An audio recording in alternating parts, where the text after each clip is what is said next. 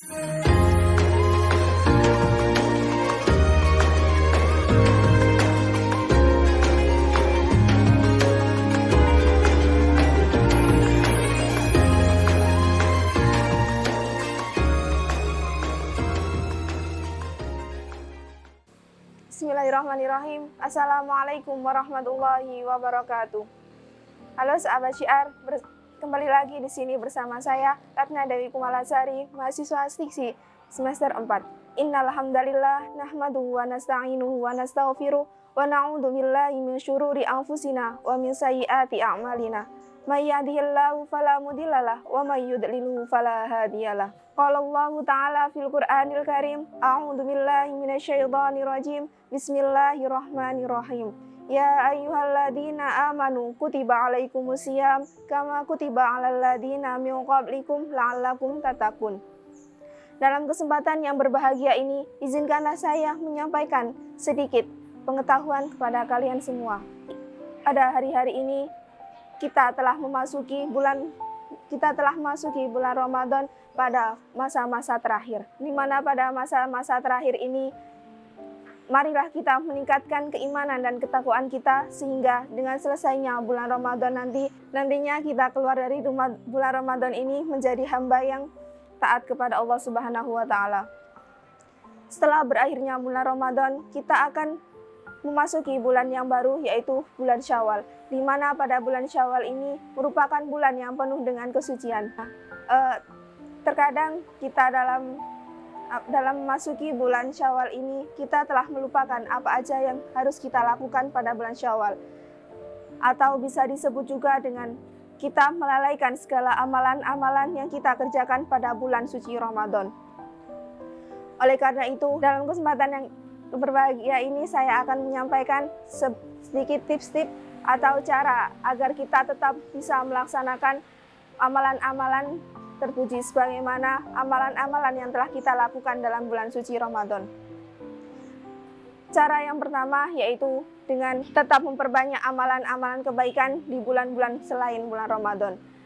Nah, pada bulan selain bulan Ramadan ini tetaplah kita memperbanyak amalan-amalan baik itu dalam amalan sunnah maupun amalan wajib. Karena pada dasarnya kita melakukan amalan kebaikan itu bukan hanya di bulan Ramadan saja. Kemudian cara yang kedua yaitu dengan tetap menjaga kedisiplinan dalam beribadah. Seperti halnya pada bulan suci Ramadan, kita melaksanakan ibadah sholat fardu kita tepat pada waktunya.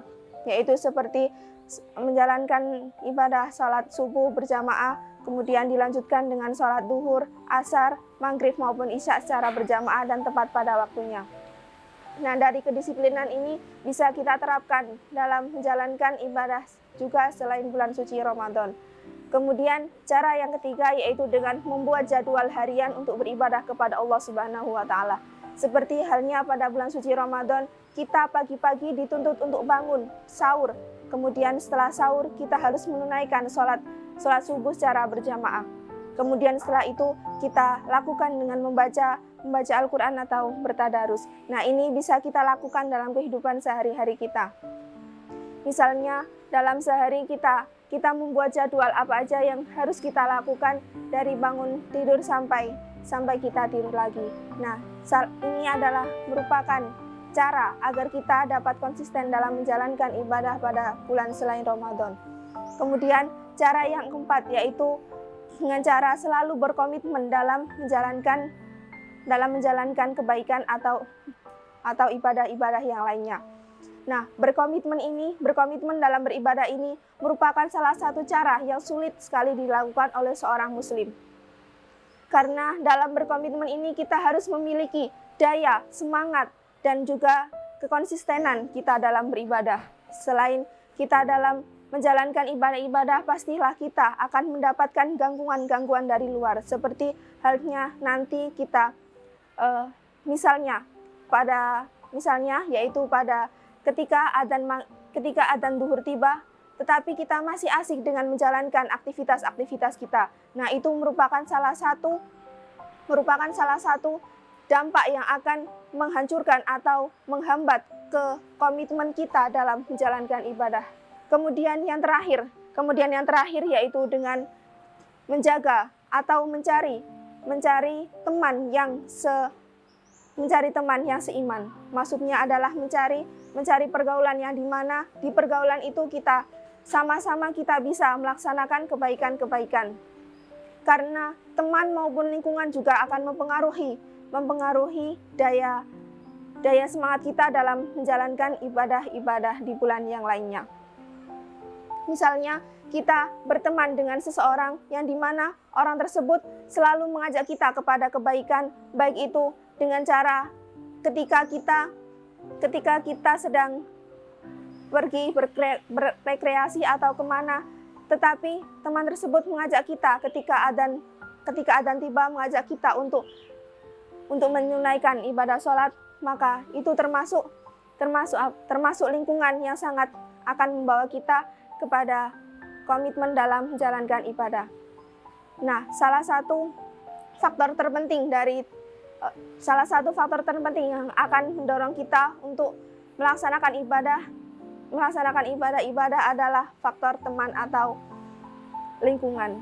Oleh karena itu, di ujung bulan Ramadan ini, marilah kita memantapkan jiwa dan niat kita agar kita nantinya keluar dari bulan suci Ramadan ini menjadi pribadi yang lebih baik, lebih taat kepada Allah Subhanahu wa taala, lebih takwa kepada Allah Subhanahu wa taala, dan kita bisa menjalankan amalan-amalan seperti yang kita lakukan di bulan suci Ramadan di bulan-bulan yang lainnya.